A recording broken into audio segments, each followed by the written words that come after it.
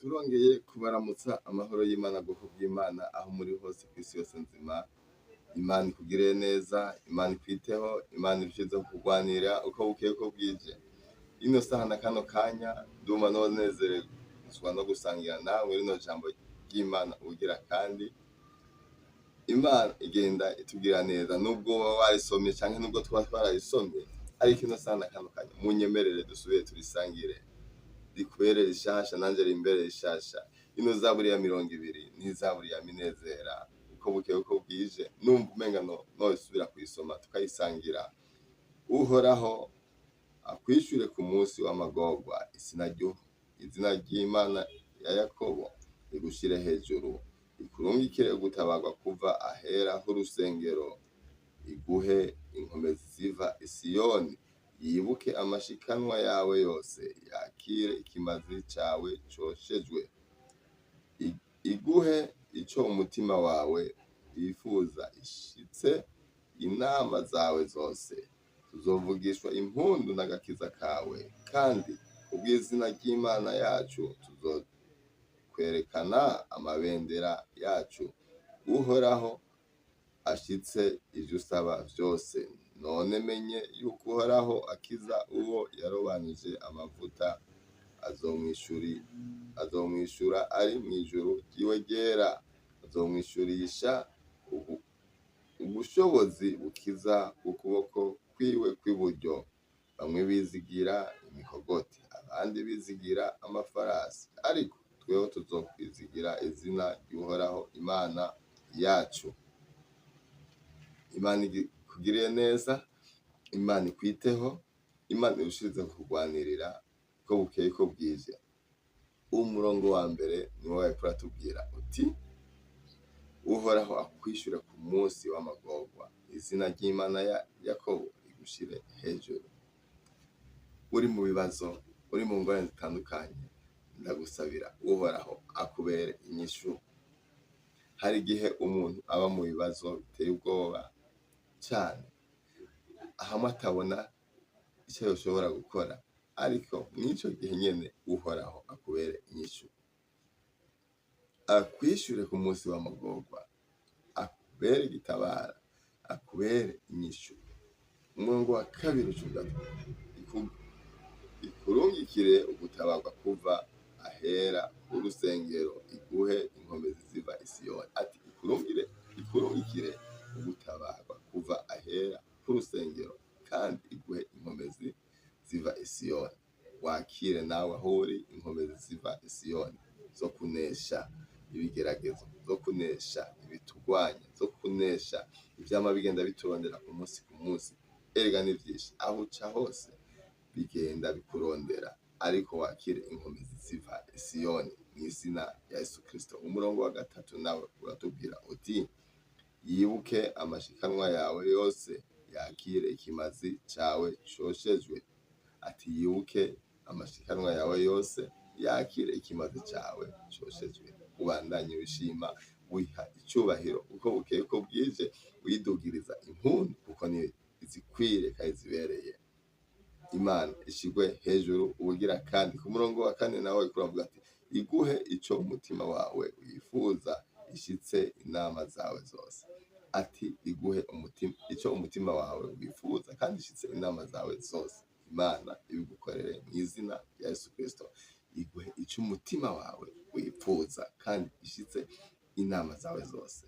Imana ibigukorere mw'izina rya Yesu Kristo. Ni Imana ishoboye byose, ata kintu na kimwe kinanira. Iguhe ico umutima wawe wifuza ikino gitondo kizima. Iguhe ico umutima wawe wifuza muri uwo mwanya nyene, ucakire mw'izina rya Yesu Kristo. Umurongo wa gatanu nawo uriko uravuga uti tuzovugishwa impundu n'agakiza kawe, kandi kubw'izina ry'Imana yacu tuzokwerekana amabendera yacu. Ati tuzovugishwa impundu n'agakiza kawe. Ati tuzovugishwa impundu n'agakiza kawe.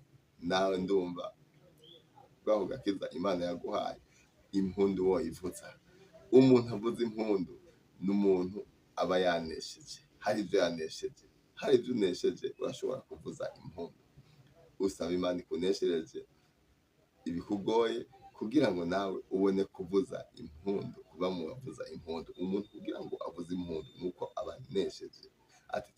kuvuza impundu kubw'agakiza kawe. Warakijijwe impundu aho iravuga kuko hariho byinshi uba waranesheje.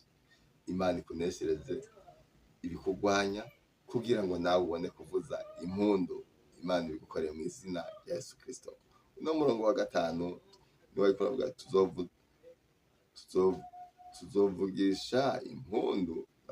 tuzovugishwa impundu n'agakiza kawe, kandi kubw'izina ry'Imana yacu tuzokwerekana amabendera yacu.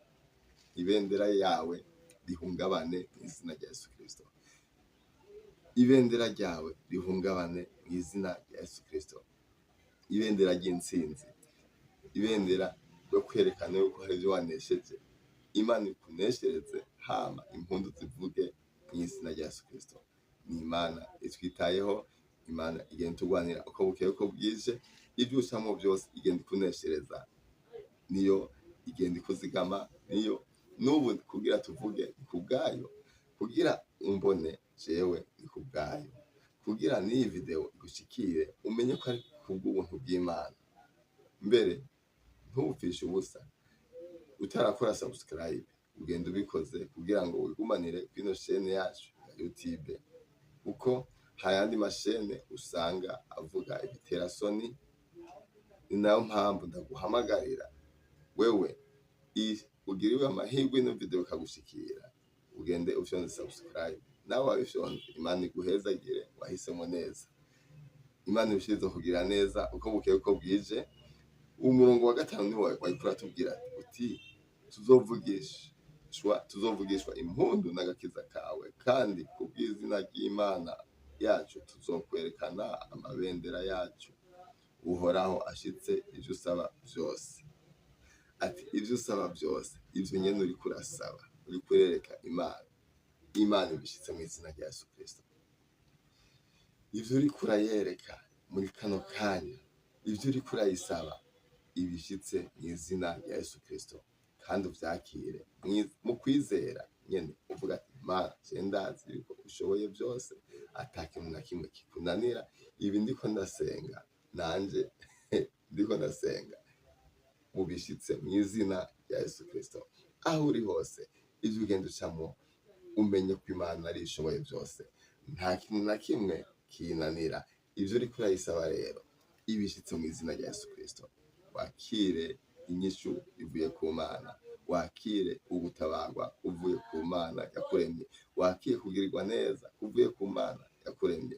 Imana irushiriza kugira neza, kandi Imana irushiriza kwitaho. Umurongo wa 6 nawe urabandanya utubwira uti none menye yuko Uhoraho akiza uwo yarobanije amavuta, azomwishura ari mu ijuru ryiwe ryera, azomwishurisha ubushobozi bukiza ukuboko kwiwe kw'iburyo. Ati none menye yuko Uhoraho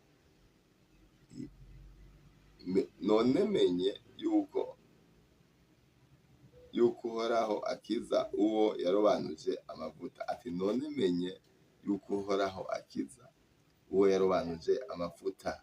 Ego umurongo wa 6 urabana utubwira ati azomwishura ari mu ijuru ryiwe ryera.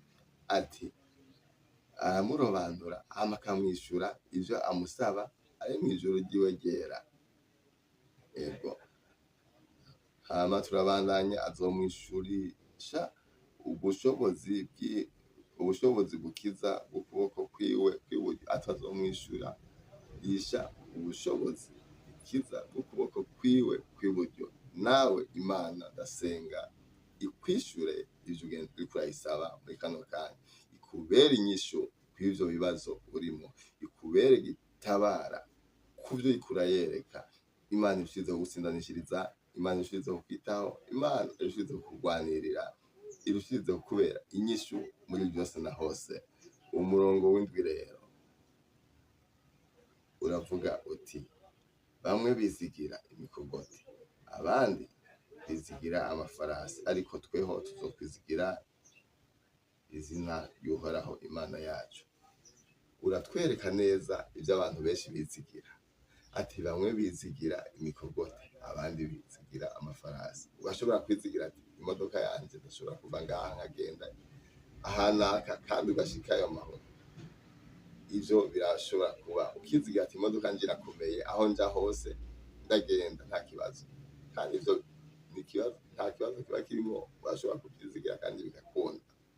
Abandi bakizigira amafarasi, bakizigira ibiki n'ibiki, ariko jewe ico dukwiye kwizigira canke ico twahisemwo kwizigire Imana yaremye ijuru n'isi. Nta wundi n'umwe ukwiye kwizigira, nta kindi kintu na kimwe ukwiye kwizigira atari Imana yaremye ijuru n'isi. Urahamagariwe kwizigira Imana, wizigira Imana muri vyose. Imana nayo ikubere inyishu mu vyo ucamwo, kandi ikubere igitabara, ikubere intsinzi muri vyose. Izina ry'Imana yacu rishigwe hejuru ubugira kandi.